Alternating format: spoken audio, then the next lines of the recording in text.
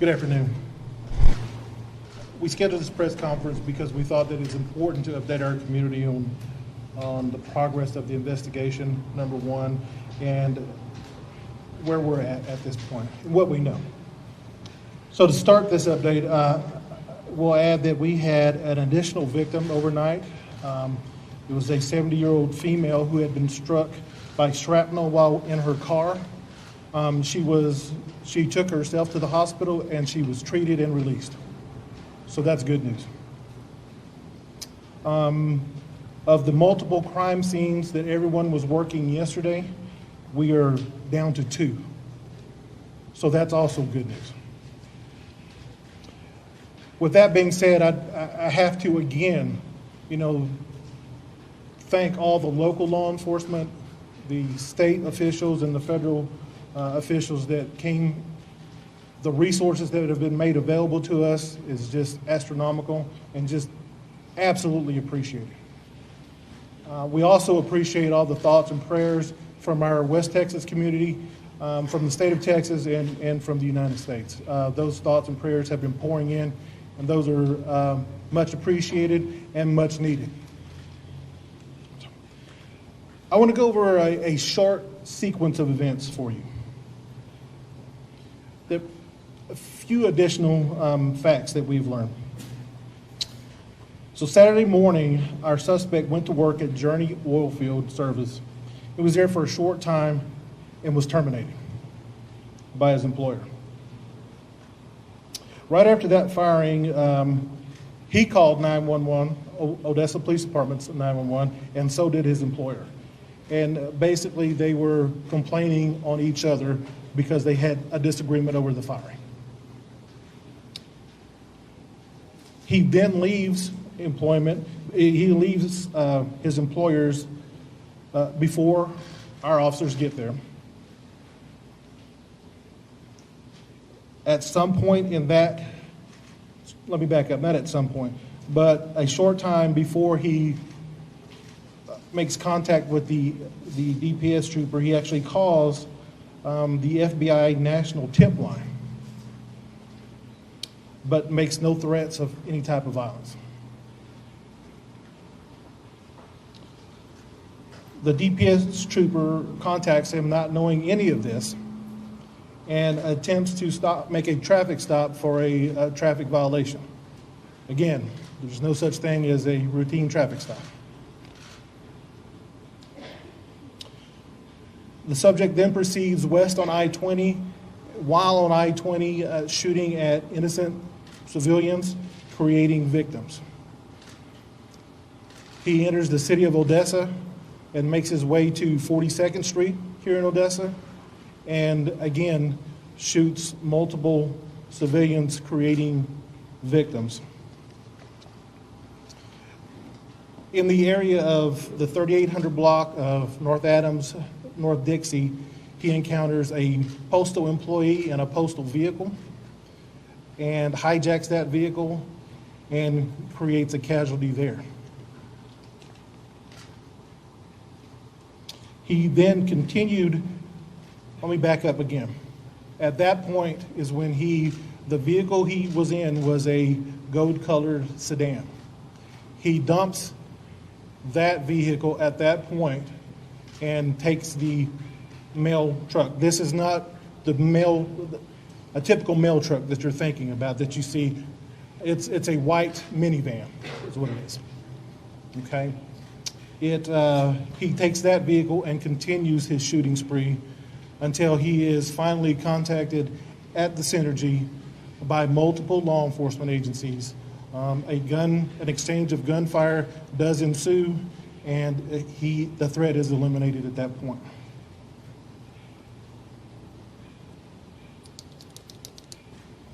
Please understand that this has been a tremendous collaborative effort.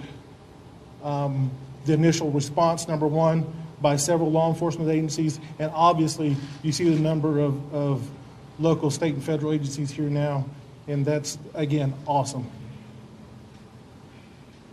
And we'll take questions at this point. So to a neighbor of his who says that about a month ago, he pointed a rifle at her. She called police. Police did not respond. Do you have record of that? Have you been called out to his home before? His residence is actually in Ector County and not in the city limits of Odessa, so I'll defer that question to the sheriff. We can't find any reports of her calling in at this time. We're researching that, and we will release that information when we find it, if we find it. Sure. Sir, the governor has said that the suspect failed a background check in Texas. Is that true? And if so, how did he obtain his firearm? I have no idea how he came into possession of this firearm.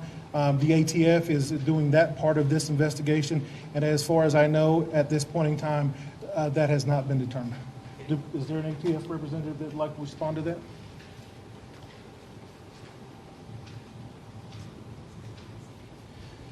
ATF, in partnership with the FBI, DPS, and all the other federal and local agencies, are aggressively following up on the source of the supply for the firearm on this. This time, we can't release information. As soon as we get to a point where we can, it'll be released. It can't be confirmed that what the governor said, that he failed a background check? The background check was run through National Instant Criminal System, the NIC system. NIC system did work. He did apply to get a gun, and he was denied a gun. What's your name, sir? John Lester. For the chief, Yes. can you explain what happened in the in-between? So in the morning, there are complaints filed against him, and there's obviously arguments between an employer. What happened between that time and the trooper incident? There are reports of people citing him with a rifle. Those reports did come in. Officers did respond to those areas, and he was just gone. We were unable to locate him. Was it hard to keep up with him and how quickly he was moving? Absolutely, it was. What was the nature of the dispute with the employer? I can't tell you that at this point. There was a disagreement, and again, he was terminated from employment. That's all I can tell you. Follow up, did the employees have to evacuate the premises out of fear that, was there any reason to believe he was coming back to that location? My understanding is they did not evacuate.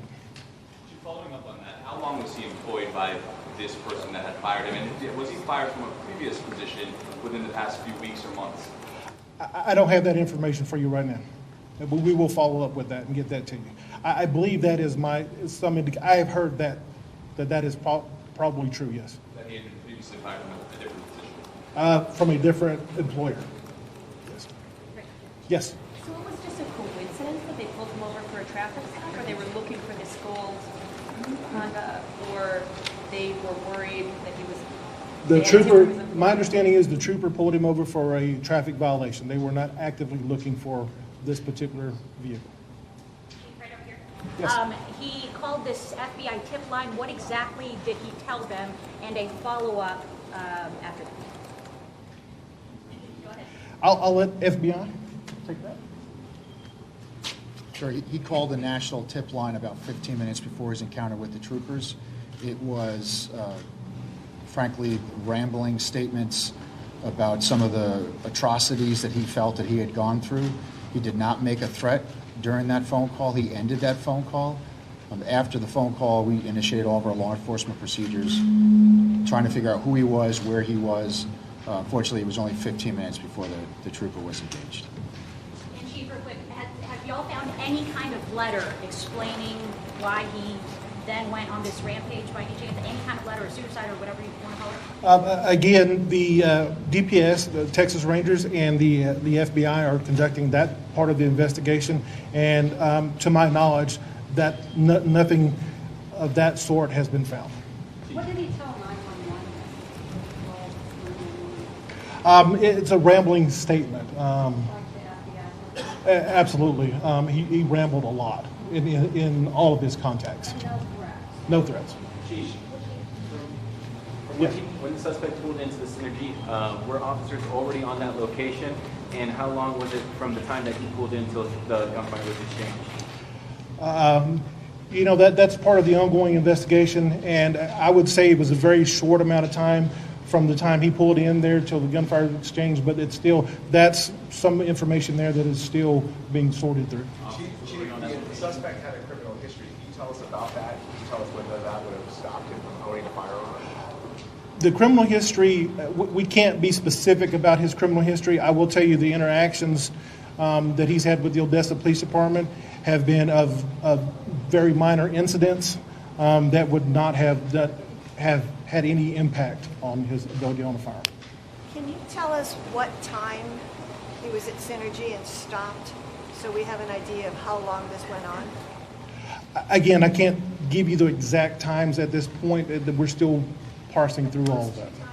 4 o'clock, 5 o'clock? I don't have that with me. I'm sorry. I apologize. Sir, regarding his dispute with the employer, was there any idea why he needed law enforcement to intervene in that dispute? Why it was a matter for law enforcement to, for him to direct that to? Well, obviously, and I can't speak to his motives why he called, but we commonly field calls that are not of a law enforcement nature, that are of a peacekeeping nature between neighbors, between co-workers, that sort of thing, where we just step in and calm the situation down. Blessed are the peacemakers, right? Yes. We've got time for about 3 more questions, so give us 1 minute. We're going to take them by the showing of hands.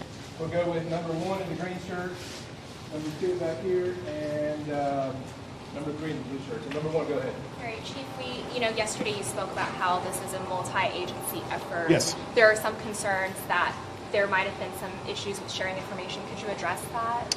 I don't have any concerns with sharing information.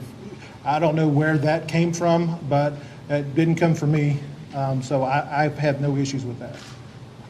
Where did that come from? You were just told that there were some issues with the encrypted reports and sharing information, so to my knowledge, I have had no issues. Was there a bolo issue? And was information We're going to go with the second question, ma'am, over here. I think what she was trying to say was when listening to the scanner recordings after they were released, I think there was some trouble communicating with MPD and OPD, maybe because of the encrypted messages that were in there. Do you guys ever plan on maybe sharing your radio stream at all?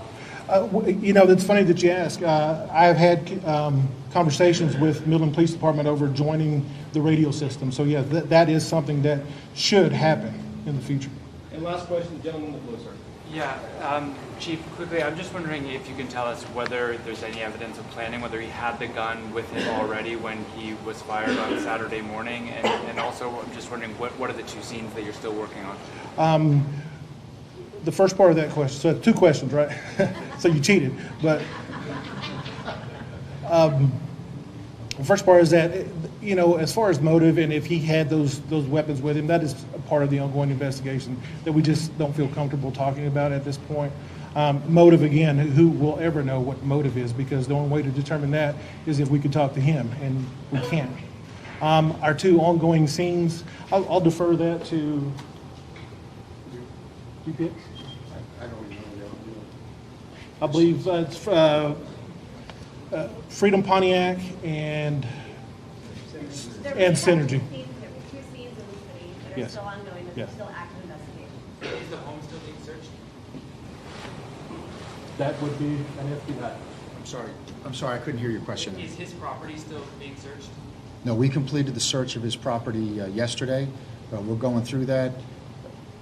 I know a number of you have been out there. It's a very strange residence. It's very small. I can tell you the conditions reflect what we believe his mental state was going into this. Again, just to echo on something that the chief said, he was on a long spiral of going down. He didn't wake up Saturday morning and walk into his company, and then it happened. He went to that company in trouble.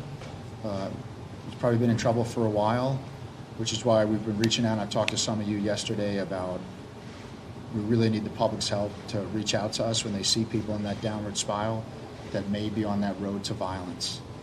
And part of that, too, holding some documents here, if you go to the FBI.gov website, there's a whole section there on active shooters. We just released a very detailed analysis of 62 active shooters in the last number of years that really talk about this road to violence and this an unfortunate condition where these people are in trouble and they continue to go down a road of some mental problems there. Is it true that you didn't have electricity and running water in the property? I don't know if that's accurate, to be honest with you. With the FBI. That's it, that's all. Need his name. Well, I think. Sir, it's Christopher Combs. I'm the FBI special agent in charge. Thank you. We're out of time, but if you'll remain seated for just a minute, we'll give you some instructions. Thank you all very much for attending.